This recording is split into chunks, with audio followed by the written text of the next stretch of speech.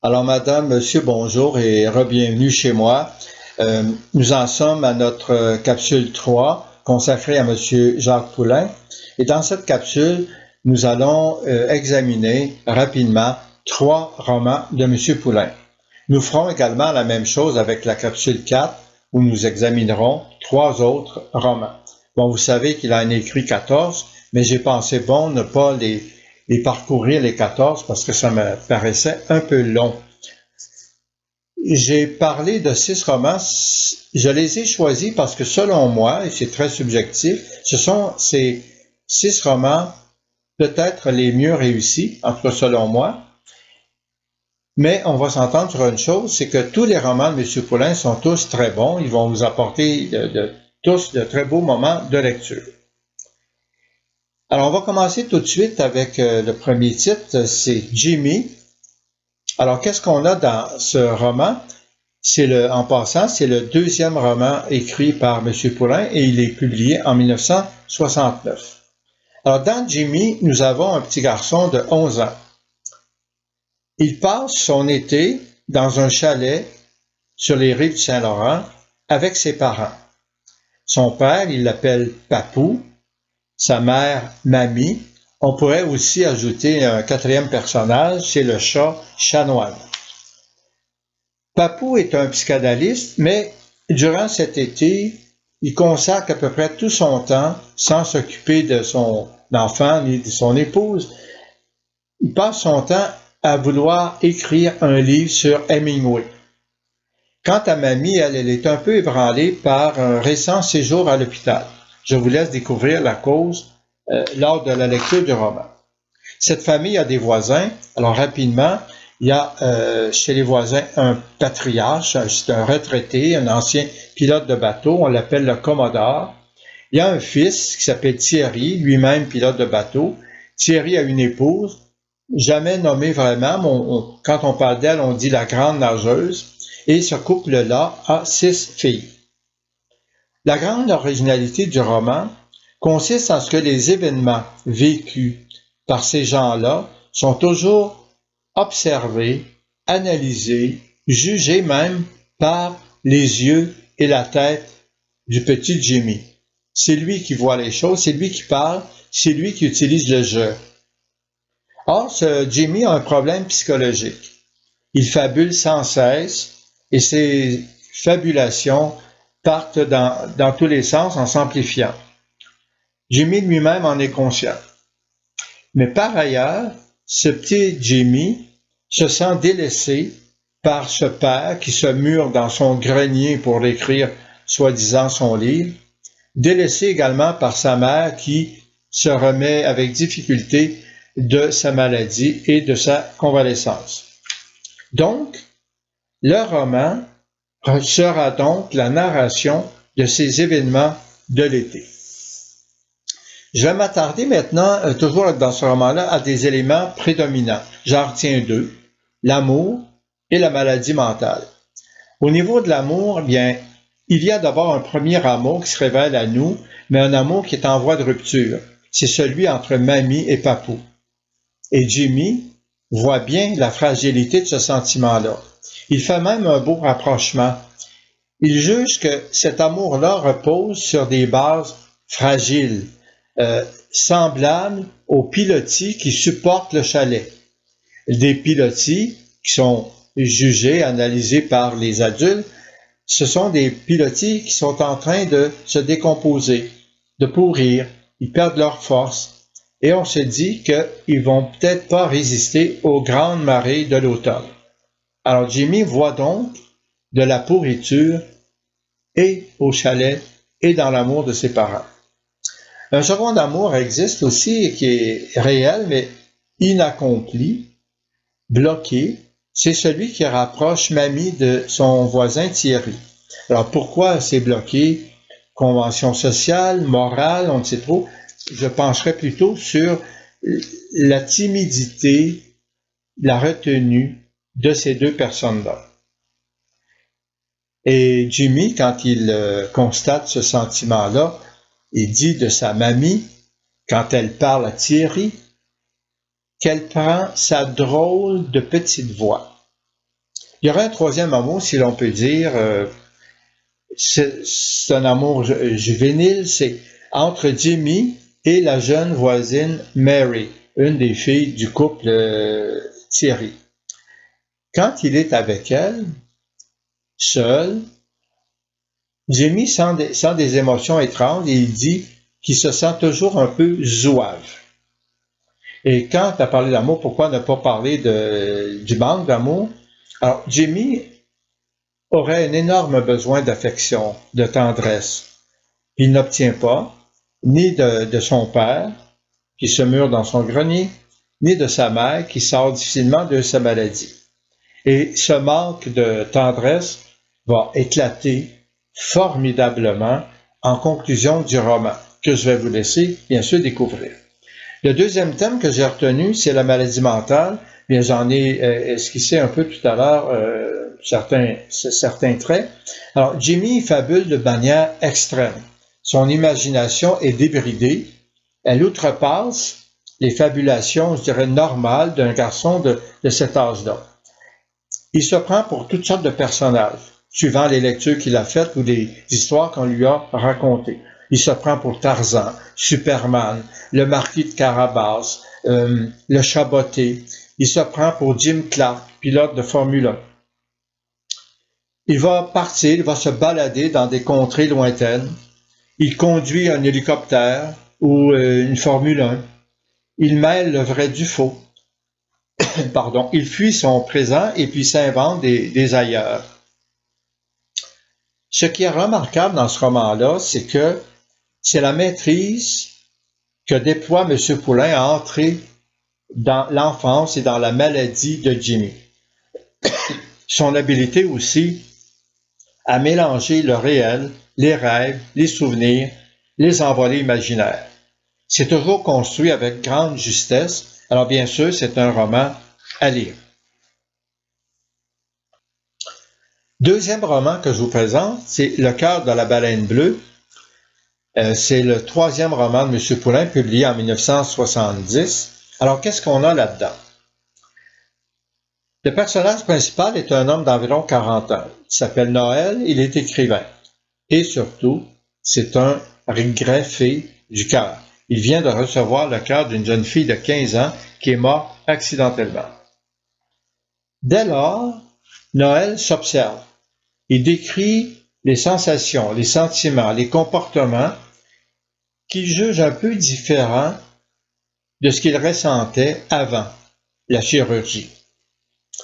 Noël est en couple avec Élise, mais sa condition d'homme inquiet va faire en sorte que l'amour régulier, normal qu'il a avec Élise va petit à petit s'estomper.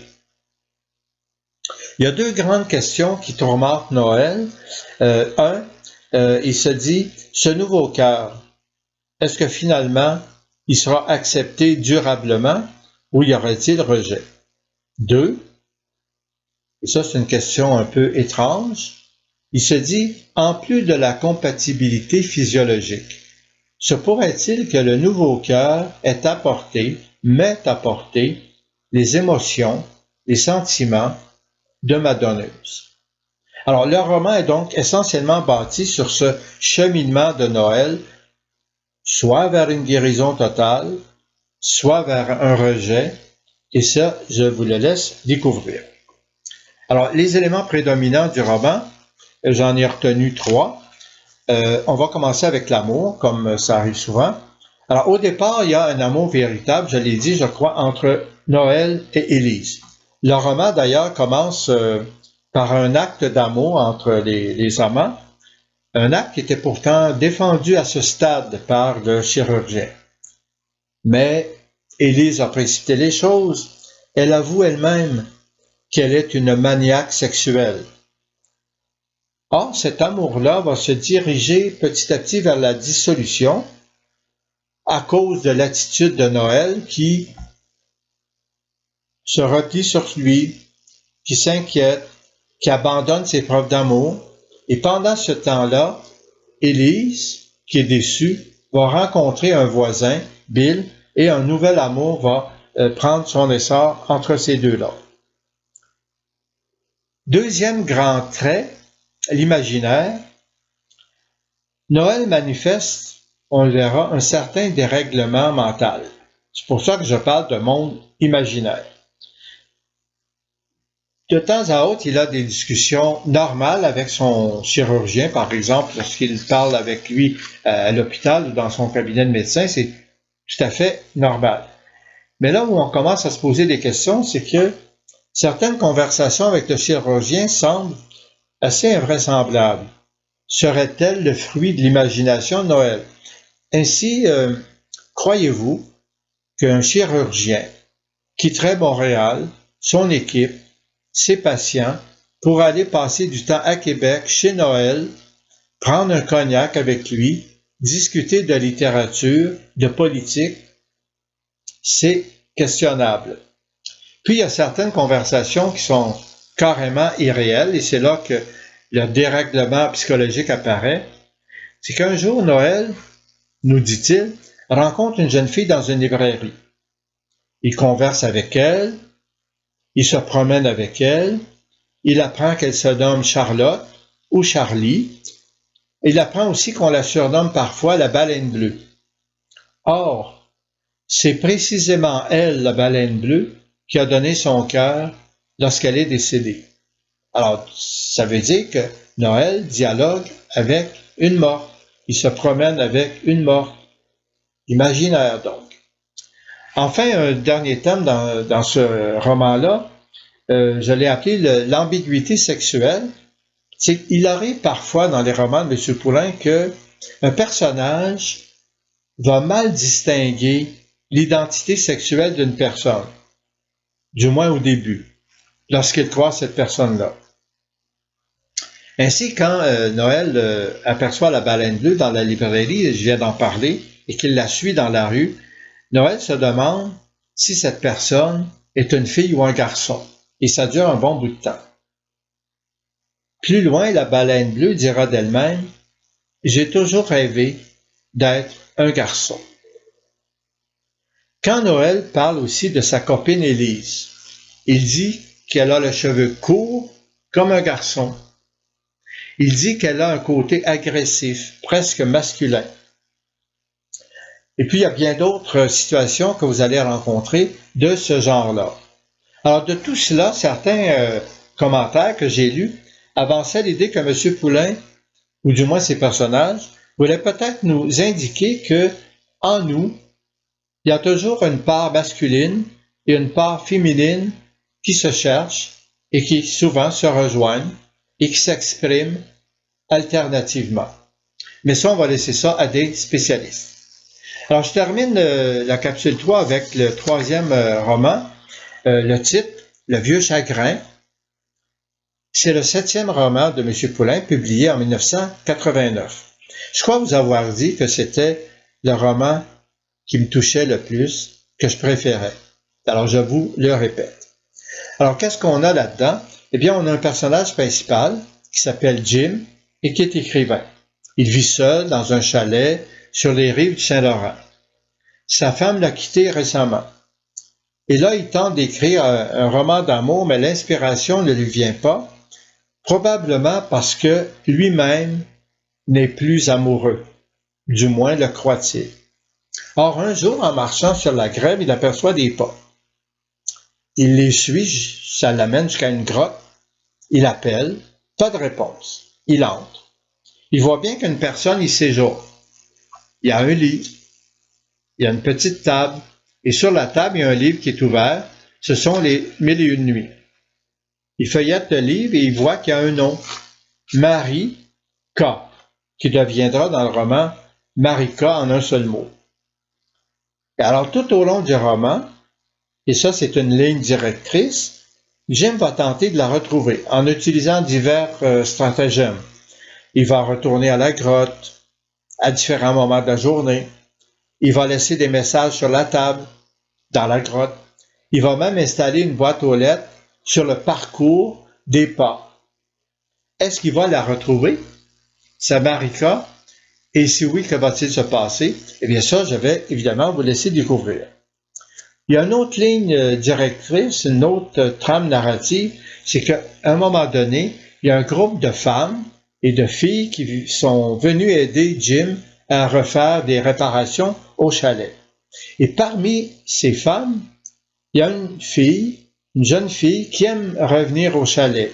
Et elle se lie peu à peu à Jim. C'est une jeune fille qui a des difficultés, mais qui trouve en Jim un être chaleureux, généreux, qui sait lui apporter réconfort et affection.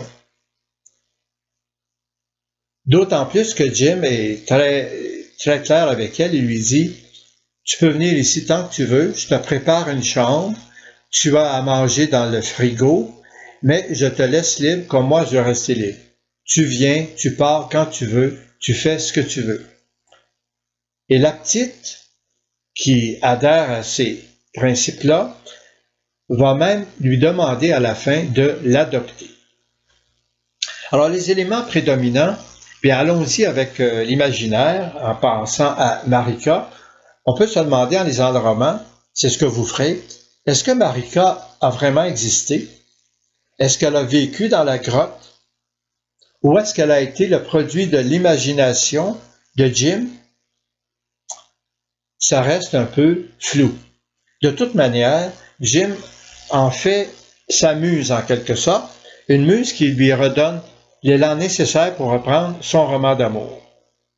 Parlant d'amour, deuxième thème, la première expérience qu'il a racontée, c'est celle de Jim lui-même, une expérience malheureuse parce que je vous disais au début que sa femme l'a quitté, il est donc seul dans la vie, il déprime un peu, beaucoup peut-être. Alors c'est un amour en rupture.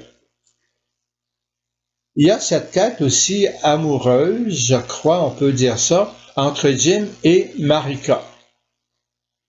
Alors, Jim en a besoin, il en fait sa muse, il est peut-être même devenu amoureux d'elle, de cette énigmatique Marika. Et elle va l'aider dans la mesure où elle va lui donner l'inspiration qui lui faisait défaut. Un thème aussi, je l'évoquais en parlant de la petite, c'est que dans les romans de M. Poulain, pas tous, mais dans quelques-uns, j'en vois 3 ou 4 en tout cas, on rencontre toujours un personnage de jeune fille en difficulté, en détresse. Ce sont des jeunes filles qui ont connu une enfance de maltraitance et puis qui manifestent le besoin de trouver quelqu'un qui va les soutenir. Et là, il y a toujours des personnages généreux qui viendront en prendre soin. Et jamais ces personnages-là vont tenter d'abuser. Alors pour la petite, dans ce roman-ci, ce sera Jim, le bienfaiteur, qui va l'accueillir, qui va lui offrir la chaleur qui lui a fait défaut. Un thème assez curieux, je vous le présente immédiatement, le thème des chats. Dans à peu près tous les romans de M. Poulain, il y a des chats. La famille de Jimmy avait un chat, Chanoine. Dans une des grandes marées qu'on ne verra pas, Teddy, le personnage principal, avait un vieux chat avec un nom assez intéressant. Il l'appelait Mathusalem. Alors, il y a plusieurs chats dans les romans de M. Poulain. Pourquoi? C'est parce que les personnages aiment les chats parce qu'ils sont libres, solitaires, indépendants, autonomes, ce que les personnages, finalement, souhaitent pour eux-mêmes. Alors, à mon avis, je l'ai dit, c'est un des romans les majeurs de Poulain, sinon le plus grand, en tout cas pour moi. Alors voilà, on vient de terminer la 3e capsule. Je vous donne rendez-vous à la 4e et dernière, où nous allons examiner 3 autres romans de notre auteur. Alors, je vous remercie et à bientôt.